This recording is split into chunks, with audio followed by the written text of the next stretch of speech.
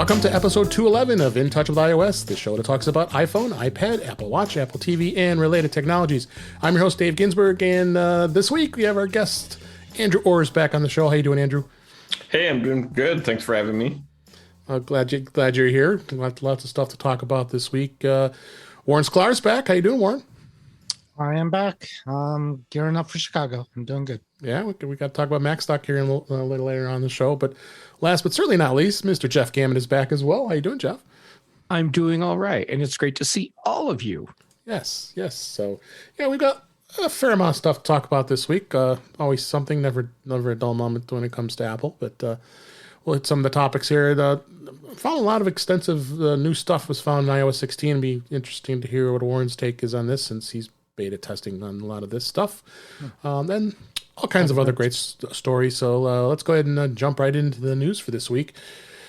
Severance, Ted Lasso, and more were nominated for the 2022 Emmy Awards. Apple TV Plus shows, including those two, were nominated for Emmys by the Television Academy. I believe the total amount that was nominated by Apple for Apple TV Plus was 52, which is pretty incredible. Most out of any network. So Ted Lasso won Outstanding Comedy last year, so it's up for that as well. And there's all kinds of other nominees, including for Pachinko and Central Park and Carpool Karaoke, the series, and lots of others. But what do you think, Jeff? This is just pretty awesome for Apple TV Plus, I think. It's great, and there's no way this is bad business or bad publicity for Apple. No, not at all. And totally turning it into a thing about me, a trick I learned from Brian Chaffin. This is totally validation for me. When Apple first started doing TV shows, that they had Carpool Karaoke and a couple other shows that they were doing themselves, and they kind of sucked. And then they started hiring on the people that could actually do this. And people were saying, it doesn't matter. Apple, they can't do TV. This is going to suck. Other shows are going to be bad. Yeah, and I kept saying, no, you don't get it. They hired the right people and told them to just go do their job. And this is what we get for that. So to all those people that were certain Apple couldn't produce quality shows because they had a couple stinkers at the beginning before they hired the right people. Right. Here we are. Yep. What do you think, Andrew? This it's good news. I do think it's good news. I, for one, really enjoyed Severance. I finished a couple of seasons, I think, where we're at now. And I'm really looking forward to what they have going on next. How about you, Warren? Severance was great. My wife and I watched it. She gave up on it, and after she gave up on it, random people came up to her, like, non-Apple people said, you got to watch it. So she's like, and I finished it, and she's like, for her, it got a little slow. Just give it a chance. So great show. Yeah, Jeff, money buys stuff. So Apple has the money, and they go, they have the money to do it. They have the power to do it. And like I said a couple of times, they also have enough money to fail at it. They could take chances. If it doesn't work out, then it didn't work out. Apple goes on. Yeah. So that's, they could take a risk. The more money you have in other businesses, the more risk you could take in a separate business idea. So, that Severance is good. Ted Lasso, great. Maybe 4 or 5 series that I've kind of watched that I liked, maybe 1 or 2 movies. So, it's not a huge amount of content, right? It's not still not yet. Well, right. So, like I said before, you could be in Netflix and have so much content that it's crazy. But they're still only kind of people are only kind of sign up because of certain shows or movies. Yeah. And you could have 1 or 2, and that's good. Netflix has Stranger Things, and it's great. Amazon has The Boys, and it's great. So you get a niche with a couple shows, and that's how you keep people. So yeah, it's good. Competition's good. I always say this. Yeah. Breakdown was Ted Lasso got 20 total nominations. Severance got 14. The Morning Show got 3, so it's kind of tapering off with that show. Schmigadoon got 4 nominations. Yeah, somebody told me to watch that. I never did. I mean, also surprising, For All Mankind, it's obviously made a huge comeback. It was kind of slow the first season, but every season after that has been kind of good. This season's really good. So, but it's good to see. Glad to see that Apple continues with Apple TV Plus. All we see is it going up.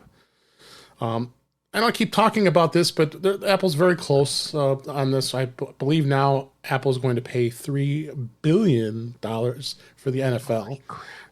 And the UEFA Champions League could be next. There's multiple reports saying in recent months that the new Apple was interested in acquiring the rights to stream NFL games. Nothing's been confirmed yet, but they still are very close. It's down to them, and they're saying, I believe, Amazon. I'd be surprised that Apple doesn't get it, because they really want this.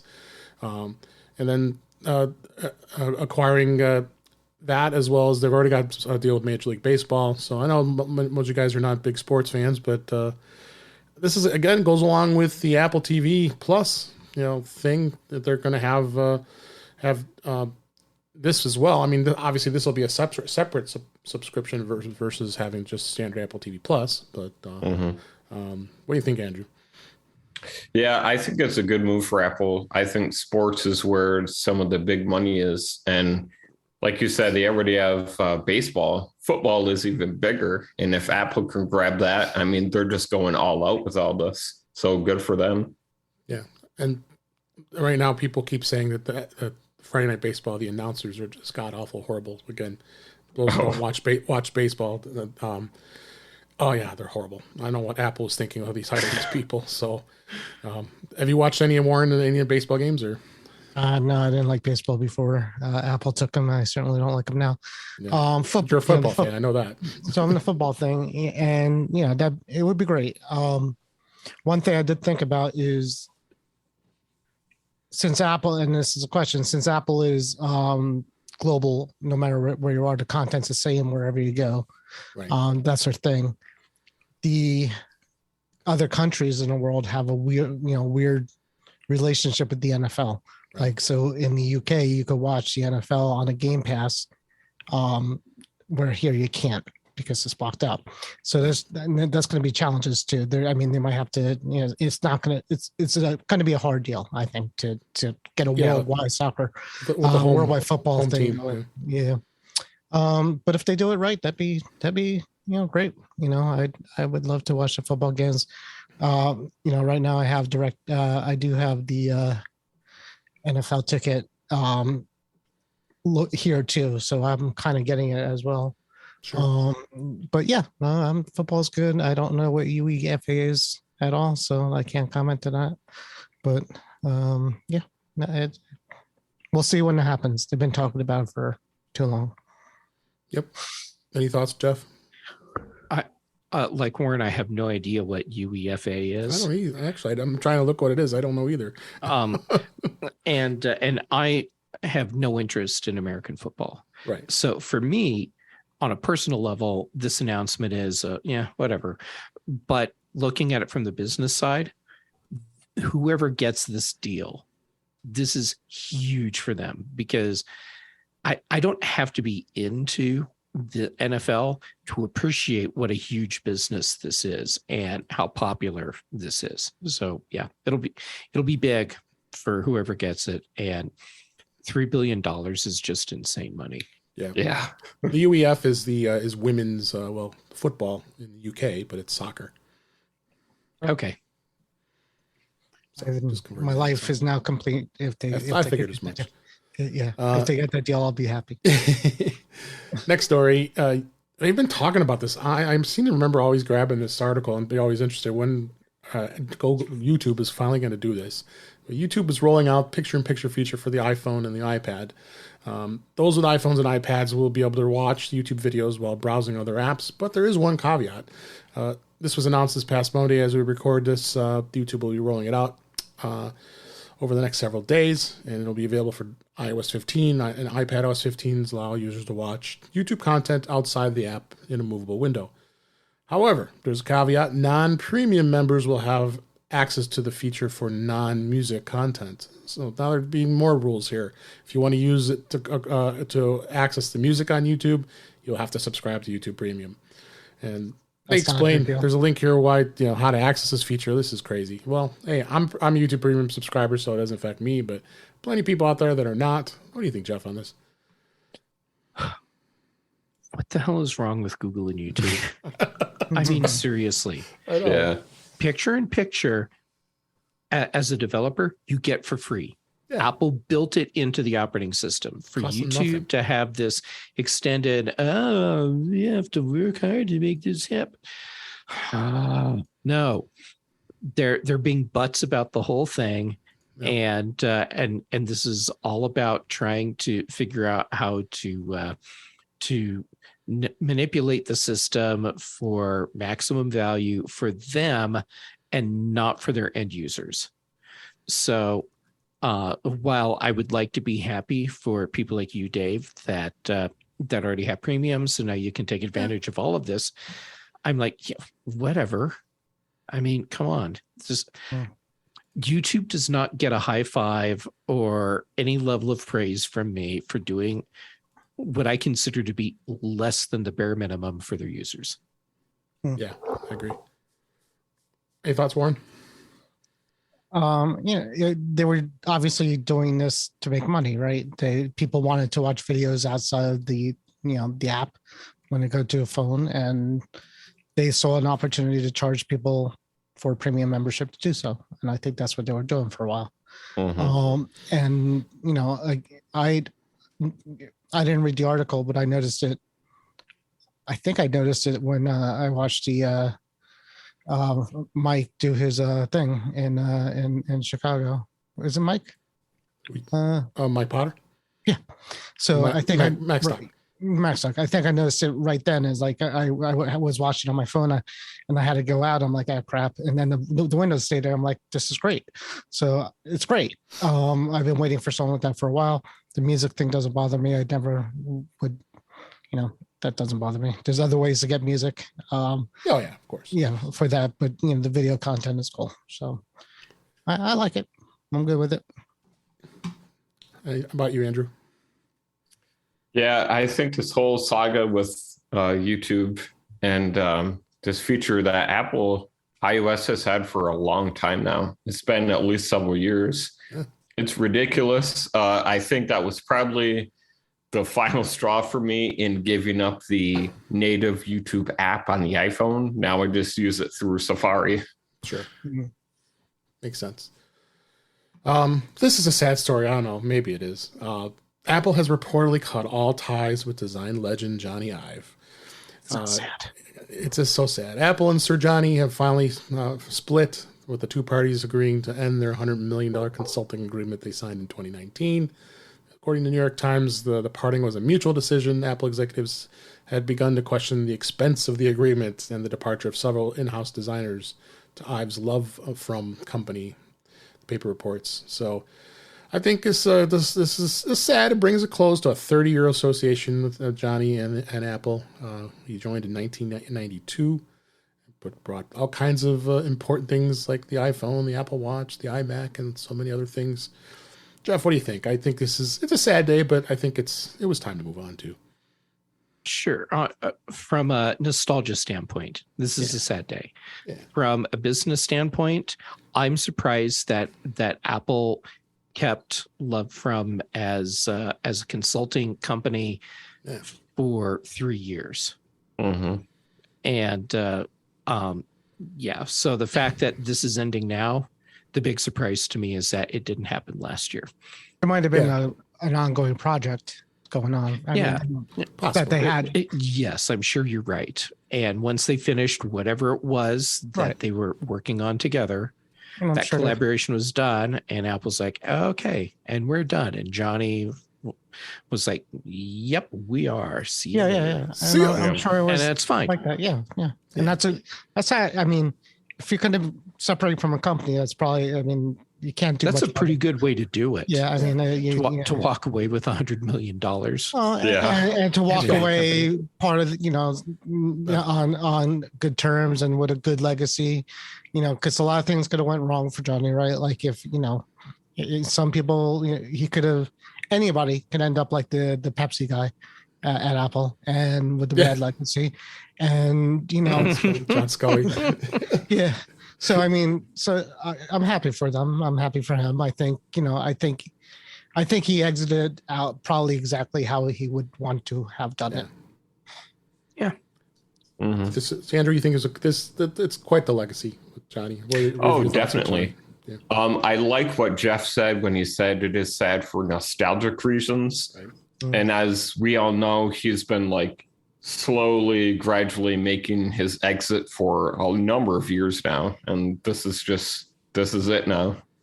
Yeah, absolutely. Well, Johnny, thanks for everything you've done for Apple and for us with all the great products you gave us over the years. But we wish you the best. I'm sure you'll be fine.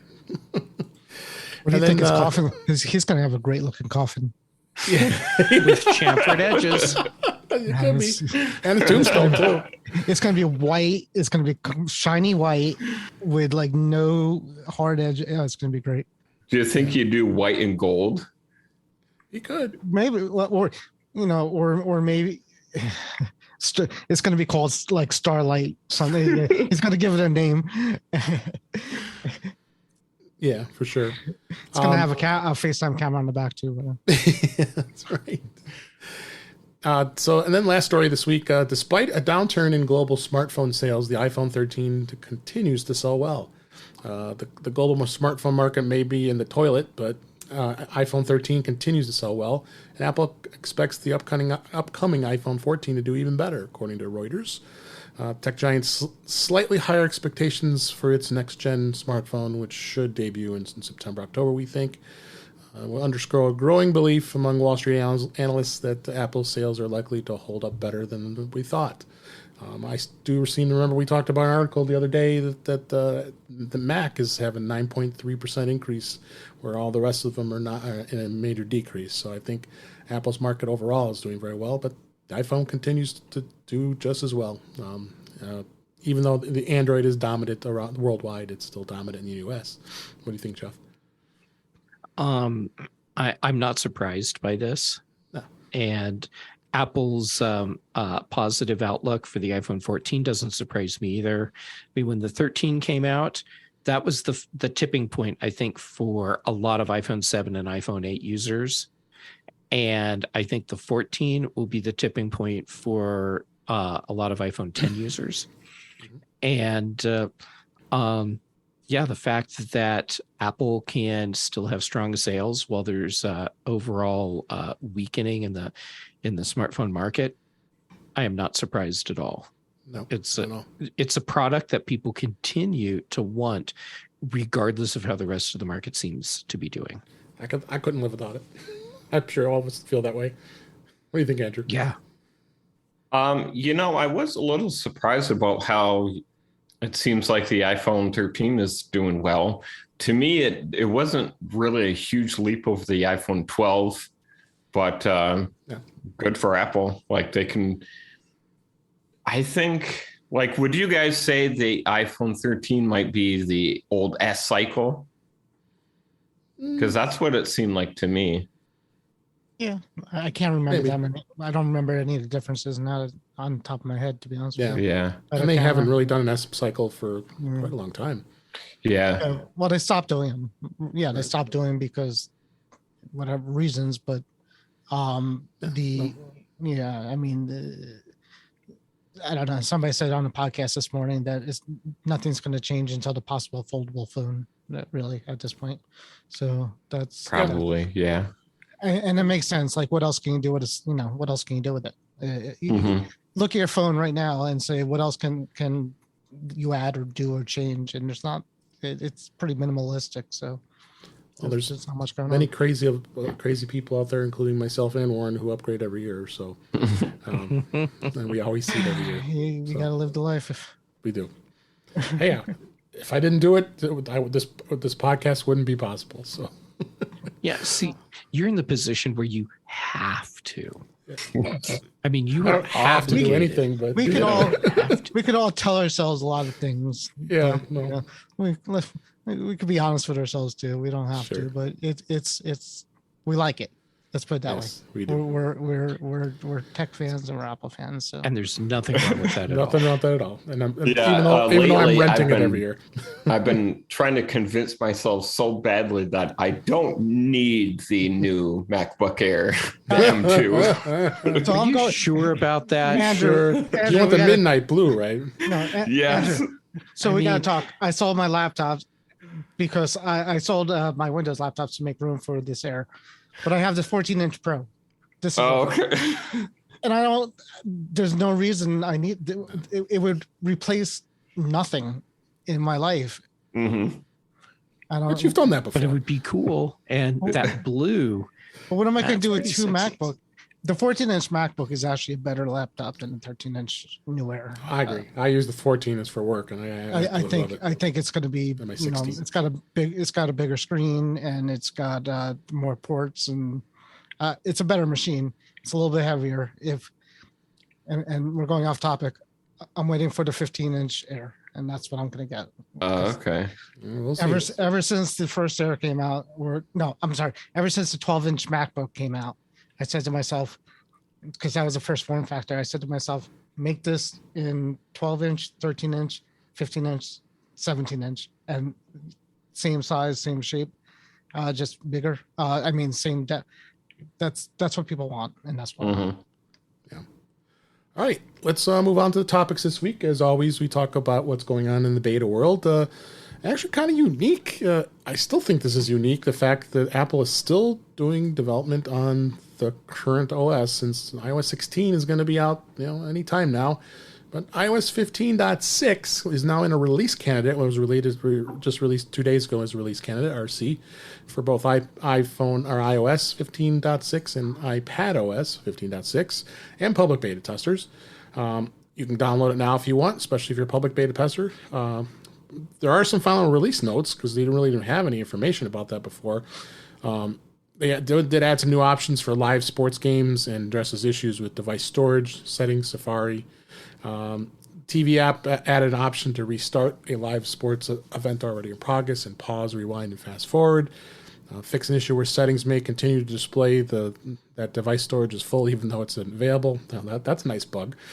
yeah. And fixes an issue that may cause Braille devices to slow down or stop responding or navigate text and mail. That's probably not a good thing. For accessibility, so important. Then they also fix an issue with Safari where a tab may revert back to a previous page. Okay. So this is like the 5th release now, if I'm not mistaken, or the 4th or 5th of beta, and doing both at the same time. Very, very strange, I think. What do you guys think? Well, it's not strange because it's going to be the last version of this. Well, for sure. So Apple's done this in the past. They make sure all the bells. They make sure the last version of that major version is solid, rock solid, because they're not going back. Right. And they've done this before. Well, it's good because then people will be on 15.6 for a bit. And that's why, yeah, and they're also didn't they take away there's still the ability to stay on the last version like this one, right? Yeah. iOS 13 had a thing where it was almost like an optional track. I almost thought it was 14. Going 14 to 15. I think they So- didn't, Yeah, it was 14 to 15. they Was didn't it that? force Okay. it. So, Yeah. Right. So when Yeah. they kind of started saying, listen, we're going to Yeah, it go was easier kind on of people. hidden. Oh, by the way, also, Yeah. Yeah. We're going to go easier on the people who decide not to upgrade to the latest version. We're going to kind of like hold their hands and support them. So Yeah. that's why they're doing this too. no, it's great. No, I'm happy they're doing that because there are going to be people who are not unlike us that like to upgrade right away. They want to have a good solid OS, and they're going to have that. So, also It's for suckers. yeah, us suckers. Well, only you. tvOS 15.6 and watchOS 8.7 are also going to be coming out as well as their release candidates for that. So, but let's go on to iOS 16. There are a lot of exciting things going on in that world this week. They did release the public beta number 1 for iOS 16, iPadOS 16, as well as macOS Ventura. They had to re-release it though, which was kind of interesting. A week ago, Beta 3 was out, but then a week later, they had to do an unexpected step by re-releasing its third developer beta. They had found some issues that there was unclear why the builds are being reissued, but probably to resynchronize the builds with their public beta counterparts. Very possible. So it's kind of a weird thing. I guess the build numbers are a little different, or that they're very much the same. So I got excited. But when I did it on this 10R I have, it did say you got a new version to update to, even though you were already on it. So, well, at first I thought it was. I didn't realize it was a real release. I thought it was the next. I thought they released the next version, the next update. So I got excited. I'm like, something's weird. Yeah. So they did that. Then the public beta came out this week as well, where they've seeded the first public beta. So it does. They don't have everything in the public beta that they do in the developers beta. Talking about all the stuff we've already talked about, like passkeys and iCloud sharing photo library, and a lot of the stuff we've already talked about in the past. But if you decide to dare dabble in public beta, well, I guess you can do that. But I kind of tell you not to do it because you'll regret it. Unlike Warren, who rushes in where angels fear to tread. Yeah. I will say, don't put beta software on any mission critical devices or devices that you can't afford to have to wipe and start over. Yep. And then if you really dare, I wouldn't highly never recommend against it, they've also released the public beta for HomePod. Okay, now with HomePod, go ahead and install all the betas you want. It can't be any worse than what you already have. Yeah, the problem is you have to be on iOS 16 in order to get HomePod OS 16. So, because it does kind of work hand in hand, so that might be tough if you don't add that to it. But you can enroll them in the beta program, and actually it's saying you can enroll it, but no, you have to have iOS 16 or iPadOS 16. You have to be enrolled, and you got to go all in if you want to do it. So much for that.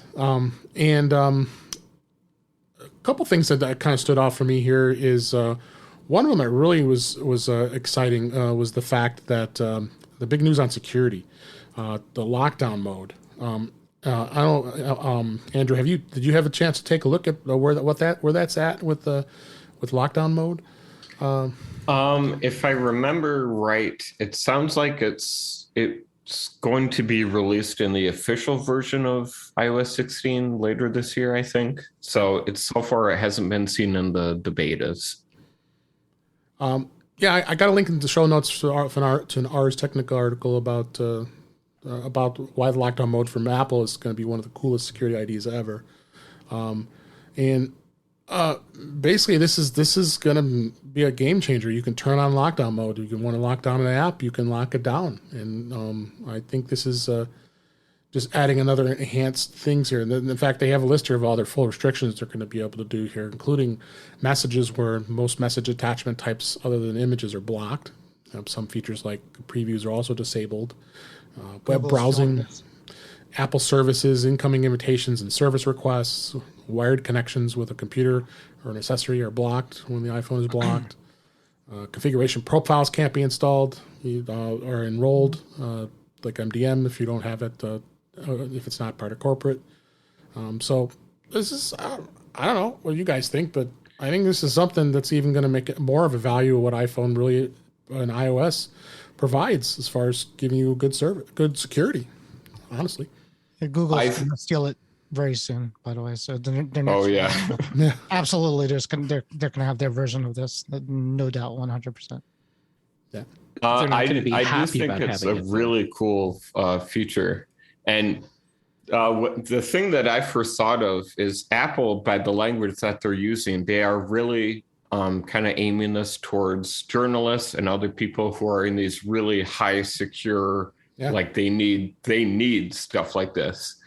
And it just seems to me, I think maybe this was in response to the whole fiasco with NSO Group. I think that made Apple really, really angry. And this is probably a reaction to that. Yeah. I think you're right. And I think Apple's take was, seriously, they're going to do this? Screw those guys and the horses they reared in on. We're going to lock this down.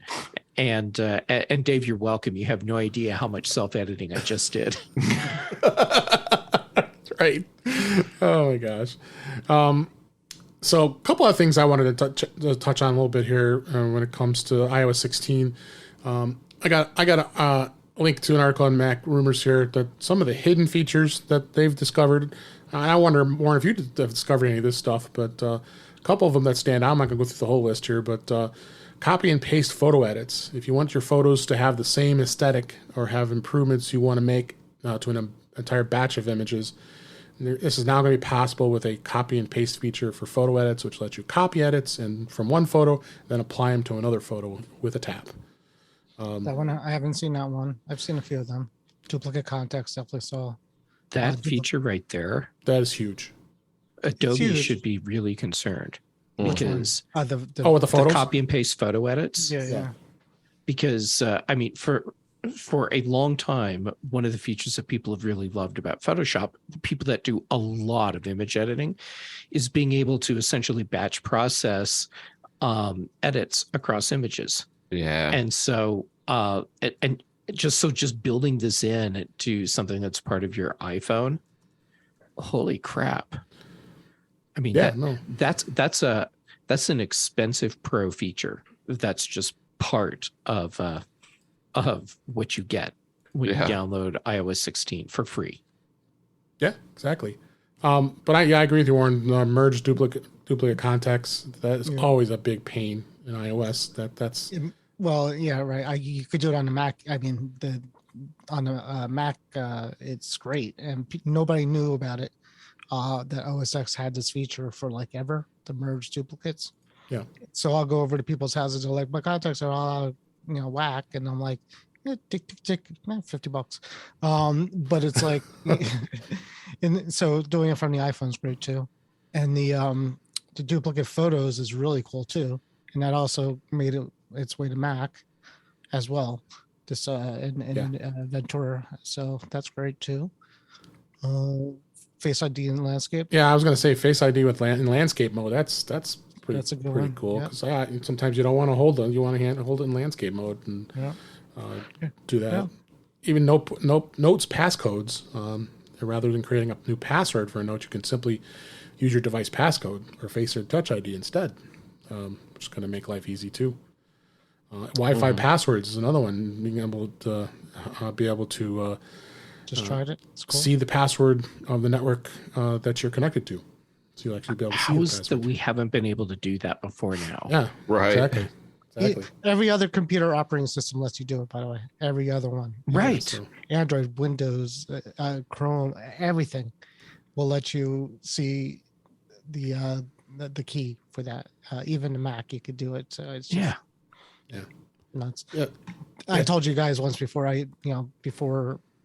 a long time ago, I would jailbreak my phone, and there was the only reason I jailbroke is because there was an app that showed the passphrase for Wi-Fi networks you were on, and I did it because I did a lot of IT support in my town, and everybody would forget their password. So I have my phone on. Yeah, you collected those passwords. Yeah. So take a look at that article that has all the other items that are on here. We're not going to go through every single one of them, but that was just quite a cool, a bit of cool features that are hidden here. Couple of things I will mention too is the fact that iPhone may be missing some of these beta features by the time we get it in September. Whereas lifting the subject out of a photo, have you been able to do that, Warren? Have you tried? I did. Yeah, it's really cool too, and you could put it in a message. So if I took a picture of my dog, you could get the dog right out of it, it's a little cumbersome. It's hard to get used to doing it, but you could drag it around into a different app. And, so messages is one. So you send a message with the photo that you're sending, and it's really cute. I was pretty impressed by that. Yeah. Oh, actually, I'm sorry. The article that I'll be linking back to is the public beta does not have it. The developer beta does. Which one? These features I'm talking about here. Yeah. So lifting the subject out of a photo is not available in the public beta just yet. That is a crazy powerful feature. Yeah, it sure is. I mean, I know people that rely on Photoshop to do that, and just building it in as another thing we get for free with the operating system. When I saw the feature, my first thought was, "Holy crap, that's insane!" And then my second thought was, "Okay, so Apple wants to make sure that the platform of choice for TikTok and YouTube video makers is iOS, iPadOS, and macOS." Yeah. I'd love to send this to you. I'm doing it. And then live text. I didn't even realize you could do this. If you tried this, Warren, that you can copy text from a paused video and convert currency and translate languages with a single tap. Well, you're going to be limited to which iPhone you have. It has to be a 10s or later. So the 10s, 10R, and all the way on up. So it needs an A12 Bionic processor to handle that. So, a couple other things are going to be that are in this list as well. It goes on and on that you have to check out. Fun stuff. Yeah, so we'll obviously be covering a lot of this as it gets closer, and when we have iOS 16 in everybody's hands. So, so that's good stuff here. Let's see. I think we pretty much covered anything as far as that goes. And I got one right here. Go ahead. Just gonna say it's actually been rock solid. The last beta. That's good. Cycle. It's been great. This feature I am super excited about. Being the ability to be able to mirror your Apple Watch to your iPhone in iOS 16. You are now in iOS 16 and Watch OS 9. You will now have the ability to mirror the Apple Watch on your iPhone screen. And you actually can go in and actually tap on the screen and actually control the display of your Apple Watch. This is good for us who love to do demonstrations. Good for us. And this is an accessibility feature. So you basically go into the settings and change the accessibility to control your Apple Watch from your iPhone, and you have full mirroring with your Apple Watch. And this is a long time coming. I thought this was cool. What do you guys think? I love these. These are like for lazy people. I love it. It's like my arm, and I do. It's like when your phone's all the way there. It's like it's right there, but I got this. Let me see if I can do it. It's the other way around, right? My watch is all the way on that wrist, and my phone's in this hand. So it's like when you team viewer into a computer that's in the next room because you don't want to get it. You don't feel like going to the room. Yeah, so it's cool. Yeah, definitely cool. And thanks to folks at Apple Insider, they did a video demonstrating it too. If you want to check it out as well. So I can't see much use. I mean, outside of accessibility for people who need that. Well, that's what it's for. Yeah, it's accessibility. And the demoing. Yeah, I can't see much other use for it. Because if you got your phone, the phone's going to do more than what the watch could do. Yeah. All right, so let's move on to some other topics here. Did you guys go take advantage of Amazon Prime Day? It just ended yesterday as we record this, and I did. And I know Warren. What did you buy? I knew you did, but I bought 3 things. I got a Amazon portal, a Facebook portal, for $30. It's awesome. It's really awesome. For $30, my only regret is not buying like 5 of them. I got a charger and I got the I'll consider it a trackpad because it's sort of like that from so yeah. Andrew, did you take advantage of anything in Prime Day? I didn't buy anything, but I did find some stuff that I thought were really cool. Yeah. Apple's the things that really stood out was and I gave in. I did buy another Apple TV. It was $109 for a 32 gig and $129 for a 64 gig, and that's like almost $80 off the normal price of that. So, those are good prices. It's a really good price for a home hub. If it's not bad. I also bought as a birthday present from my wife an Apple Watch 41 millimeter, $279. That was a really nice, because that's $399 normally. And that's for Apple. the 7, right? That's at Series 7. Yeah. And she got the Starlight, which was that's a good, nice color. So they had some real good sales there. I think one other thing I bought was a water sensor, Wi-Fi sensor you could put in my basement. So if I want to put it on the floor, I bought that to do that. But there was some good deals to be had. That's for sure. Not everybody gets too overly excited. I know you didn't, Jeff, because you didn't get anything. I remember if I recall correctly. But I usually watch the Prime Day deals because I always have a list of stuff that I need.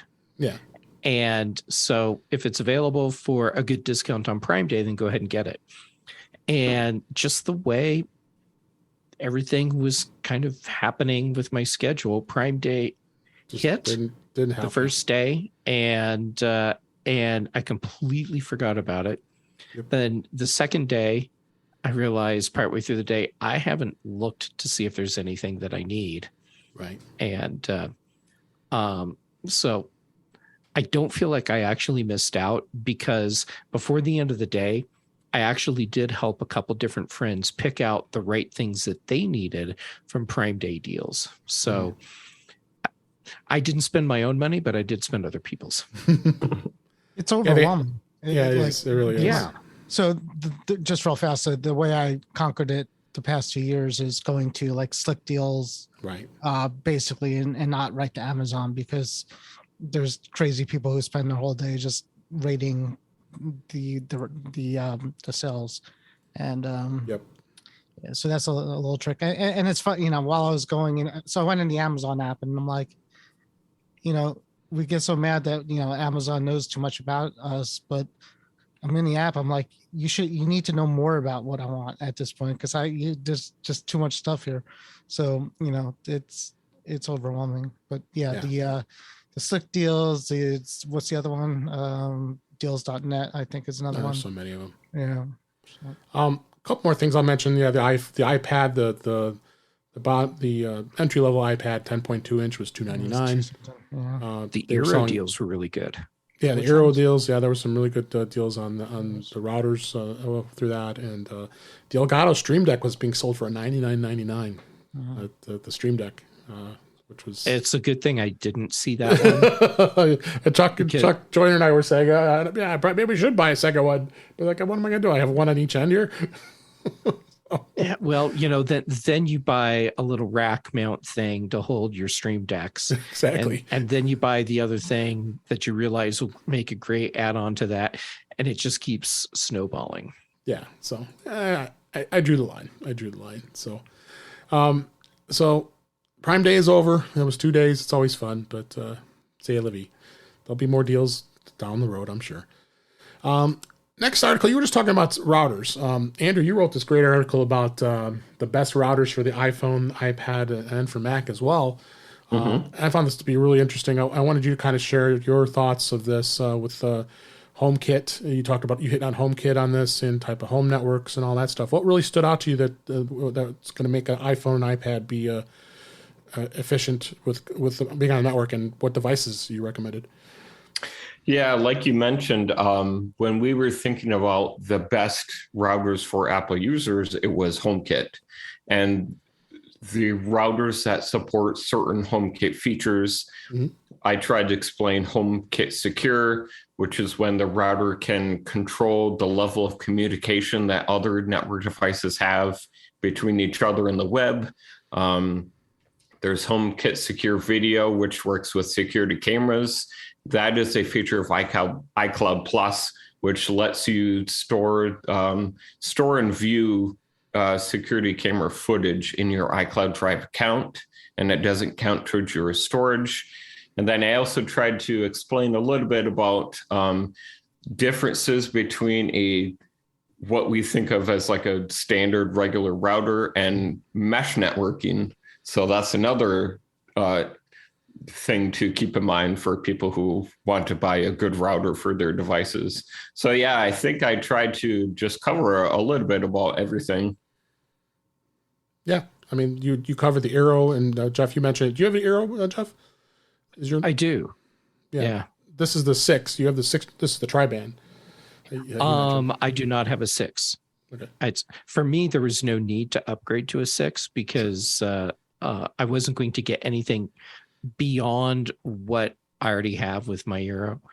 So my next Euro will be when my ISP bumps me up over gigabit speeds, and then I'll need a new Euro that lets me do port bonding.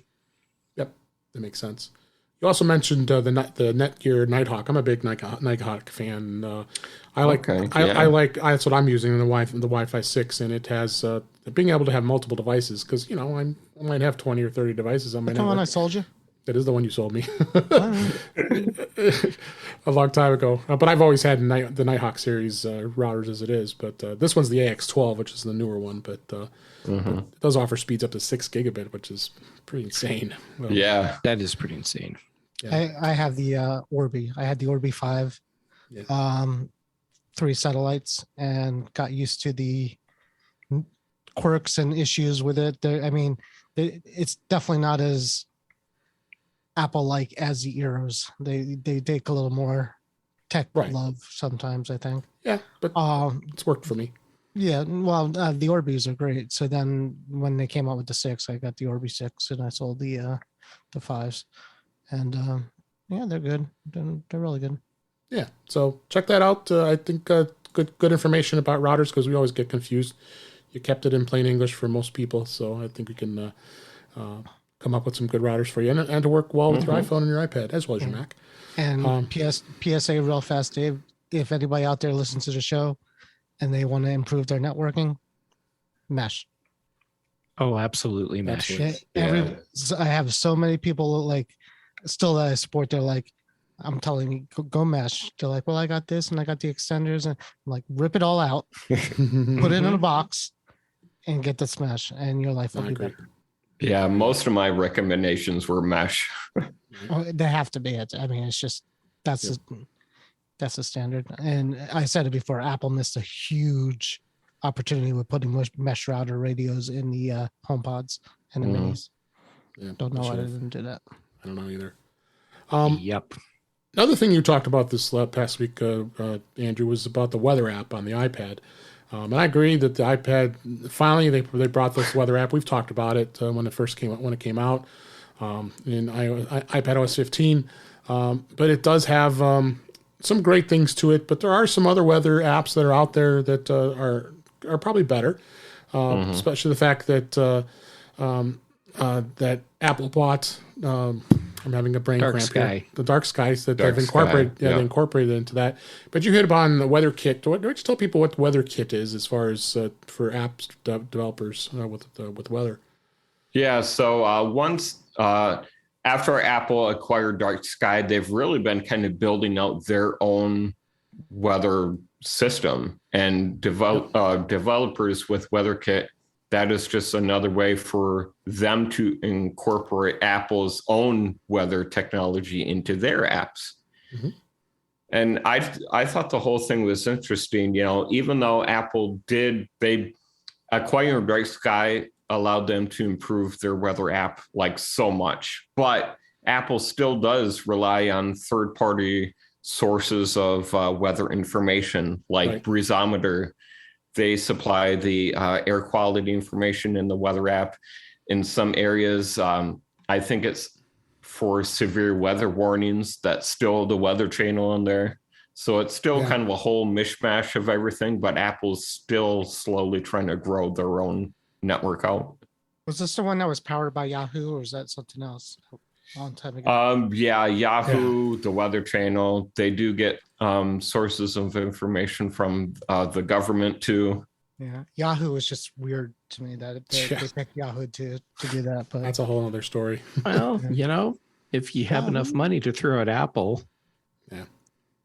Obviously, they threw too much. You think? But there's a ton of other weather apps out there. This is a great read as well to get more familiar with that. I'd be curious to see what Apple's going to do with Dark Sky, because they do have the Dark Sky app still. But I have this feeling it's gonna slowly disappear on us. It's gotten so much better in iOS 16 too. I mean, the weather app, I use it constantly because it's so much better than it used to be. Like the rain is almost spot on at this point. It's crazy. Yeah. Okay, let me throw in a couple tips here before we talk about Macstock here at the end of the show here. The ability to be able to switch from the list view from the icon view to the list view on the Apple Watch. This is in Watch OS 8. By default, you get the honeycomb view, and I don't know, a lot of people don't like the honeycomb view to look at the apps on the Apple Watch, but you can put it into list view. I tend to use list view because I like just to be able to scroll through and find what I'm looking for instead of squiggling around. Honeycomb view is terrible. If you have more than 5 apps, it's exactly. So the way you go about switching that is you firmly press the screen with your finger until the option to switch your app layout appears, and you just tap list view. Very simple, easy way. And then if you want to switch it back, you do the same thing, and it'll bring it back. Then you can also select grid view if you want as well. That was one tip here. And the other one I wanted to mention about is how to AirPlay from your iPhone to your Mac using Monterey and iOS 15. I don't know if you guys have done this. I mean, I almost like, why do I have any of these other programs like Reflector or any of this when you can easily mirror your iPhone through AirPlay, just going through that method, because you just all you have to do is on your iPhone you go into the control center, you tap screen mirroring, and it should appear as a method of doing screen mirroring right in your list. You pick screen mirroring, and then voila, there's the iPhone displaying right on your Mac, including you be able to play videos. So that's a cool tip to know as far as that. The other tip I wanted to mention real quick is how you can change where your new apps get downloaded on your iPhone. When you download an app, you have a choice. You can actually go in and tell it to either add to your home screen right away, or if you just want to put it in the app library. So a lot of people have it in the app library, and then it doesn't clutter up all your home screens if you so choose not to put it there. The way you do that is you can go in and change the new app, and where it gets downloaded, and just go into settings, go into home screen, and there's an option, select to add to home screen or add to app library only. So you can go in and choose either one of those. And some people like to have it all on their home screen. I mean, we were also used to having hundreds of, or if not, hundreds upon hundreds of apps sitting in our home screens. But now with the app library coming from, I think it was iOS 13 that was introduced, you now can just keep things in the library. And if you want to get to an app later, you just either go to the app library or you can search for it. So did you guys know that setting? I didn't realize you could actually change it. I knew it would go there, but I didn't know you could actually change it. It's one of those things where you learn about it, get the setting you want, and then never change it and forget about it until someone else brings it up as a tip. Yeah, exactly. Like I just did. Yeah. And then the last one, this is actually from imore.com. I thought this was cool. 8 ways to get help from Apple support using shortcuts. Sometimes you need a little help from Apple. Shortcuts can get you there quick. And they've got eight links here to different methods of getting to Apple support. Now, bear in mind, if you're doing it on your Mac, you have to have, this has to open in Safari, because that's the only way you're going to get the shortcuts to copy into the Shortcuts app on the Mac. But on iOS or iPadOS, you just click these links and it'll automatically put it into the Shortcuts app for you.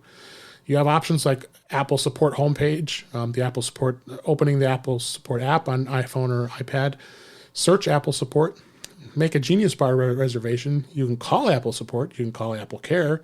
You can go to Twitter and see Apple Support, and you go to YouTube to look at Apple Support. So 8 quick shortcuts, and you can put them in the library, and you have them there at your fingertips.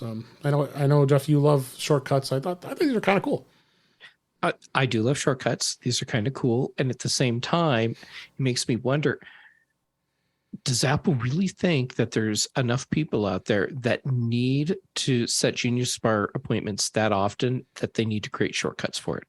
Yeah. They need I help. mean, I'm assuming Apple created these. I mean, I didn't look. I'm assuming so too. And yeah, but anyhow, it's okay. I'm not going to bag on Apple for this because they need to be doing everything they can to give us as much automation support as we can possibly have, especially because they let AppleScript languish for so long. That is true. That is true. Any thoughts on those guys? Cool. All right. And then lastly, I wanted to mention this is a week, as we're recording this, we're about a week away from Macstock and Macstock Conference and Expo, which is in Woodstock, Illinois. I'm here in my hometown, Chicago area. I will be speaking there as well as many others. Chuck Joyner will be there. If you go to macstockconferencingexpo.com, you can check it out. There's still going to be some tickets left for the event. I will be speaking about media and how to consume media. I think it's going to be a fun thing. I have a link in the show notes from my appearance on Mac Voices with Chuck Joyner and what was going on with that. I know, Warren, you're going to probably be there, assuming everything goes all right on the Sunday. And I'm actually speaking on Sunday, so you get to see me. So come on out and check it out. I know it's going to be a lot of fun. I think there's going to be a pretty good crowd coming, with a lot of protocols in place for protecting you for the COVID and the pandemic stuff. So we're going to keep things safe, and it's going to be a great time. That's July 23rd and 24th. It's 1 week from you'll probably listen to this, and come check it out. And you can also join up if you want to, and you'll be able to. There'll be a online pass, so you'll be able to watch the presentations later. So that stuff will be out there as well. Well, that's a wrap for this week. Please send your comments, questions, and suggestions to our email address, which is feedback@intouchwithios.com.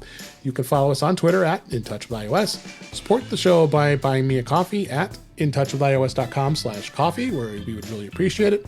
You also can become a Patreon of the show by going to patreon.com/intouchwithios. We have 2 tiers available to support the show. We really appreciate it. Make sure you like, share, subscribe so you are notified when we are live streaming, which is usually on Thursday nights at 8 p.m. Eastern, 5 p.m. Pacific at our YouTube channel, which is youtube.com/DaveG65, where you can watch previous shows as well as listen to past shows.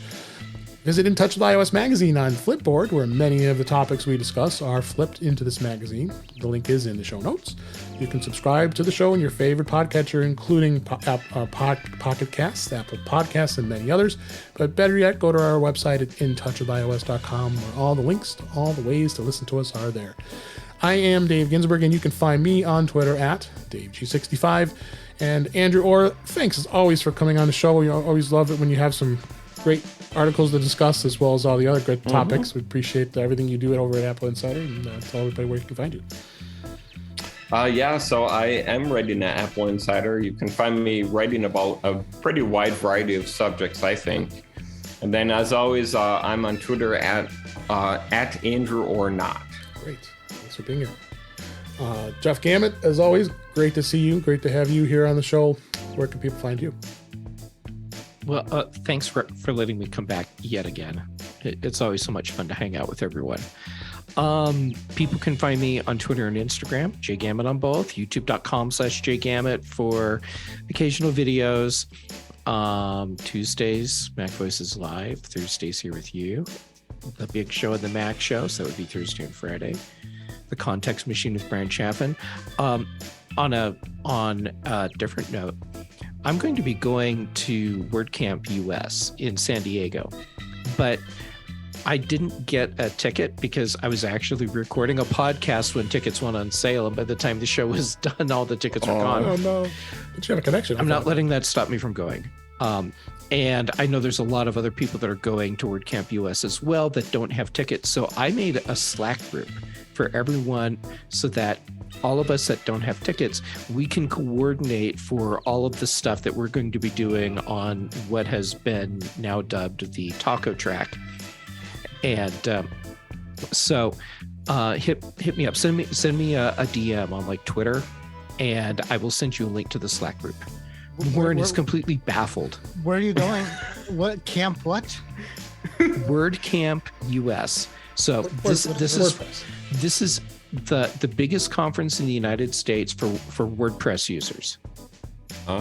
Really, there's a thing. Oh, there has been forever. It's Huge.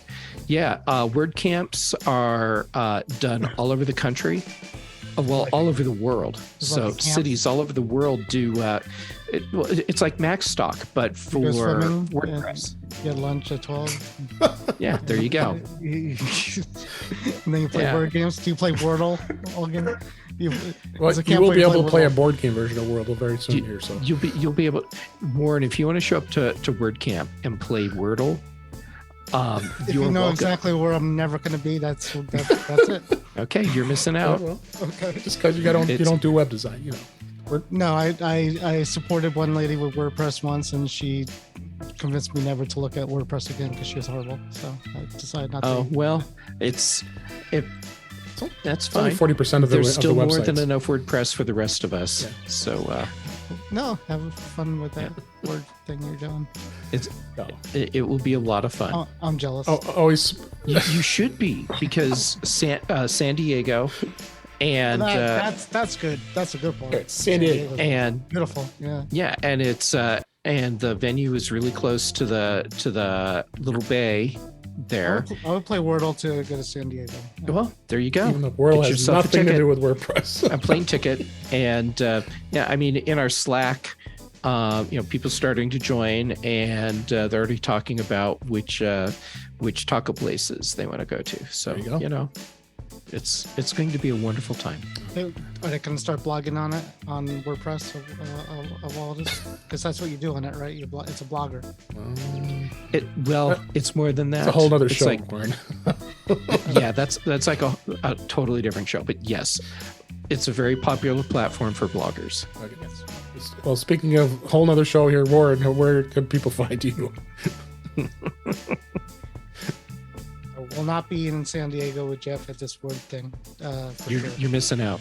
Well, I mean, I would go just hang out with you. I mean, could I hang out with you and just not do the thing? Yes, right. Absolutely. That's different. You can find me here. You can find me sometimes with Jeff, and I'll see Dave hopefully. And others who are going to Macstock on Sunday. Yeah, I got my car rental, so I'm picking it up at 8. I should be there like 9:30ish, and then there you go. So if you're gonna go to Macstock, you'll see not only me, you'll also see Warren on Sunday. That's worth going right there. Just Sunday for Warren. Not if I see you first. All right, guys. Thanks for listening. I hope everybody enjoyed the show. We enjoyed doing it, and we'll talk again soon.